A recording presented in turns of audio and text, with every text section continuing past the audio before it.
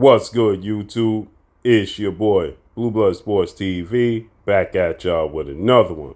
So, former unified WBC, WBA, welterweight world champion, superstar boxer Keith one-time Thurman, 30 wins, 1 loss, no draw, 22 wins by way of knockout. He is 33 years of age, 5'8", with a 69-inch arm reach. Is on the verge of fighting undefeated unified 3-belt WBA, WBC, IBF, welterweight world champion superstar boxer, who is widely considered by many to be top 2, if not number 1, definitely top 5 pound for pound, best fighters in the world, and ERROL the Truth Spence Jr., with a resume of 28 wins, no loss, no draw, 22 wins by way of knockout, 33 years of age, 5'9.5", with a 72-inch arm reach. It's being reported that Keith Thurman and Errol Spence are going to face off possibly in June, the end of May or June.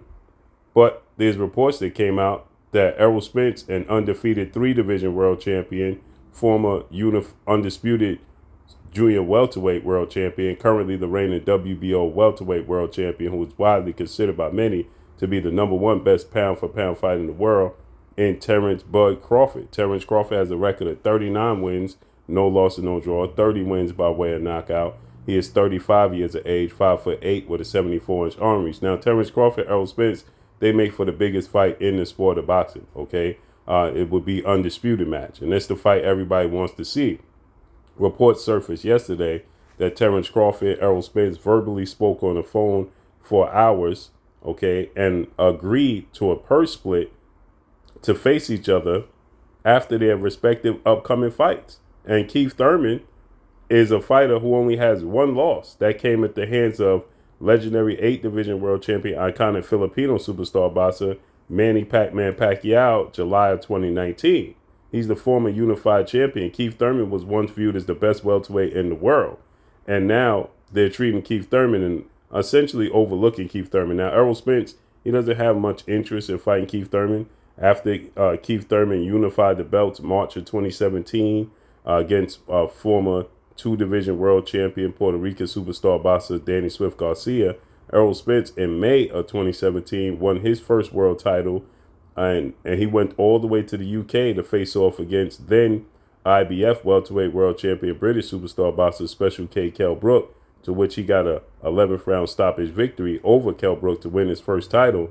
And both fighters are with the PBC, Premier Boxing Champion, founder and advisor Al Heyman, and they could have made this fight happen, a unification bout. Errol Spence was calling for this fight, and Keith Thurman, he was giving Errol Spence the runaround. Keith Thurman then stated that, he had some things to take care of. He went on a 2-year hiatus. March of 2017, last time we saw him in the ring. Next time we saw him in the ring was January 2019 when he fought Josito Lopez and was stripped of the WBA title, right? And then he fought in July against Manny Pacquiao. He was stripped of the WBC title. Then in July, he fought Manny Pacquiao and lost his WBA title, right? And now the WBC has ordered that Errol Spence face off against Keith Thurman as a mandatory, and he got pushed to the front of the line. And Keith Thurman has had 3 fights in 6 years. Since that Danny Garcia fight, March of 2017, Keith Thurman has had 3 fights. He fought Josito Lopez in January. Then he fought Manny Pacquiao July of 2019. We didn't see him in the ring back until February of 2022 when he took on defeated Mario Barrios. Now, it's a whole nother year since we've seen Keith Thurman out the ring. We are in March of 2023. So in 3 years, since he fought 3 fights since that Danny Garcia fight. And the WBC decided to put him at the number 1 mandatory challenger for Errol Spence. And Errol Spence feels like it's being forced on him. And now we're hearing verbal agreements. The fight everybody wants to see is Terence Crawford, Errol Spence. And Errol Spence's schedule is slated to fight Keith Thurman. And now we're hearing Errol Spence and Terence Crawford verbally agreed to purse. And Keith Thurman is going to feel slighted, right? This is going to motivate Keith Thurman. If he knows that there's a fight already scheduled for Errol Spence and Terence Crawford in the spring of 2023, or there's a possibility, late summer or something of that magnitude, let's say Errol Spence, Keith Thurman fight in May, and there's already a fight scheduled for Errol Spence to fight Terence Crawford in August or September, Keith Thurman, that's going to motivate Keith Thurman, right? Keith Thurman No slight to the respected name that is being linked to Terence Crawford and Alexis Roca. Alexis Roca is the WBO mandatory challenger, 22 wins, 1 loss, no draw, 14 wins by way of knockout, 25 years of age, 5'10" with a 70-inch arm reach, coming off of 2 of the biggest wins of his career. Alexis Roca is Terence Crawford's next fight. That's reported going to be Terence Crawford's next fight. It's the mandatory challenger for Terence Crawford in his WBO title.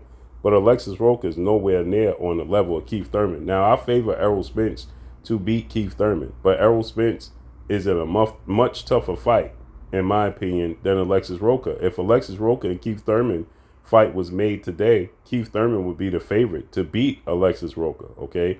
And Keith Thurman, again, was once considered the best welterweight in the world.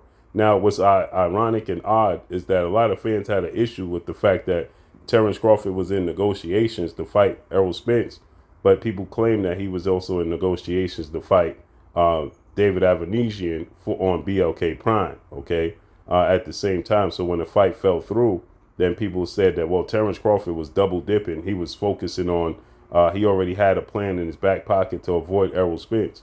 Well, right now, Errol Spence is negotiating with Terence Crawford at the same time negotiating to fight Keith Thurman. So what is the difference?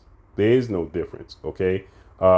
If we go by that method, then Errol Spence should be focused solely on fighting Terence Crawford and asking the IBF and the WBC to give him a pardon to allow him to go straight away into the fight with Terence Crawford instead of having to face Keith Thurman, right? And give him an extension, right? Give him a voluntary fight, right? Because the fight fell through. It's a unification bout. People say unifications trump mandatories. Well, this should be a clear-cut situation, but the WBC and the powers that be don't see it that way. This is a fight that has been being pushed between Errol Spence and Keith Thurman for quite some time, okay? The PBC put up multiple posts that said who wants to see Errol Spence and Keith Thurman, to which Errol Spence himself responded to the post and said the PBC needs to take the L out of Lover because he had no interest in fighting against Keith Thurman. Again, Keith Thurman had the opportunity to unify against Errol Spence in 2017. He cited injuries. He went on a hiatus. He went and got married, did a lot of things away from the sport of boxing and was stripped of the WBC title. Okay, then lost the WBA title to Manny Pacquiao 2 years later. And when he did come back in 2019, he stated that it was a get-back year and he wasn't going to fight Errol Spence and he wasn't going to have a rematch with Showtime Sean Porter, two-time welterweight world champion, retired future Hall of Famer, nor was he going to have a rematch with Danny Swift Garcia, which was being pushed, right? He said that it was a get-back year, but the opportunity presented itself for him to face off against Manny Pacquiao, and he did not want to turn down that huge opportunity to fight against Manny Pacquiao. That was a huge opportunity. It's a legacy fight. Manny Pacquiao represents a legacy fight, a big payday. Keith Thurman wasn't going to turn that down. Errol Spence didn't represent a legacy fight, a massive payday. It was a unification bout. It was a big fight, but Manny Pacquiao is an icon. He's a legend, right? And so with that said, it's ironic because Keith Thurman has fought 3 times, right? But in the last 3 years, Errol Spence has fought since 2019. Errol Spence has fought twice because he suffered that horrific car accident in 2019. Then he came back in 2020. He fought against Danny Garcia 14 months later. Then he was supposed to fight Manny Pacquiao August of 2021. Then we had the pandemic. He suffered an eye injury. He was pulled from that fight. He came back in April of 2022. He fought Yordenis Ugas, and then he was in another car accident, and now he's been out the ring again for an extensive period of time. And Terence Crawford, he's fought once in 2020 against Kell Brook. Then he fought once in 2021 against Sean Porter. Then he fought once in 2022 against David Avanesian. So neither of these guys are very, very active, okay? Since 2019, none of them are very, very active, to say the least, right? But Keith Thurman is nobody's walk in the park. He's going to be motivated for this fight. There's talks that the fight is going to take place at 154. And I have to believe that that's Errol Spence just simply not wanting, going against the grain. He has no interest in fighting Keith Thurman. He's been very vocal about not fighting Keith Thurman. So I believe that Errol Spence is, doing whatever he can, to make it, difficult for Keith Thurman. So now it's being talked about that the fight will definitely take place at 154 junior welterweight. Then the possibility he go back down. If Errol Spence goes to 154, I do not see Errol Spence going back down to 47. So maybe Terence Crawford, Errol Spence are going to fight at 154. It's a big fight.